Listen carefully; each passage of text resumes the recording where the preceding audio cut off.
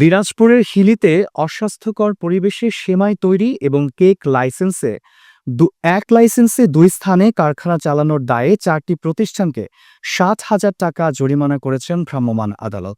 সেই সঙ্গে একটি কারখানাকে সিলগালা করে বন্ধ করে দিয়েছে আদালত। বুধবার ১১ মার্চ বিকেলে উপজেলার ডাঙ্গাপাড়ার বিভিন্ন সেমাই কারখানায় ভ্রাম্যমাণ আদালতের মাধ্যমে এ অভিযান চালান উপজেলা নির্বাহী কর্মকর্তা ও নির্বাহী ম্যাজিস্ট্রেট অমিত রায়। এ সময় জাতীয় ভোক্তা অধিকার সংরক্ষণ অধিদপ্তর দিনাজপুরের সহকারী পরিচালক বোরহান উদ্দিন, বিএসটিআইয়ের দিনাজপুর কার্যালয়ের ফিল্ড অফিসার ইশতিয়াক আহমেদ উপস্থিত ছিলেন। নির্বাহী ম্যাজিস্ট্রেট বলেন, হাকিমপুর উপজেলার ডাঙ্গাপাড়া এলাকায় অবস্থিত সেমাই কারখানাগুলোতে নোংরা ও অস্বাস্থ্যকর পরিবেশে সেমাই তৈরি হচ্ছে, এমন খবরের ভিত্তিতে আজ সেখানে অভিযান চালানো হয়।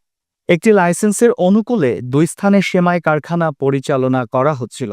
নোংরা ও অস্বাস্থ্যকর পরিবেশে সেমাই তৈরি এবং সেমাইয়ের কৃত্রিম রং ব্যবহার করা হচ্ছিল, এমন অভিযোগের ভিত্তিতে ৪টি কারখানাকে ৭,০০০ টাকা জরিমানা করা হয়েছে। এছাড়া একটি সেমাই কারখানার লাইসেন্স না থাকায় সেটি সিলগালা করে বন্ধ করে দেওয়া হয়েছে।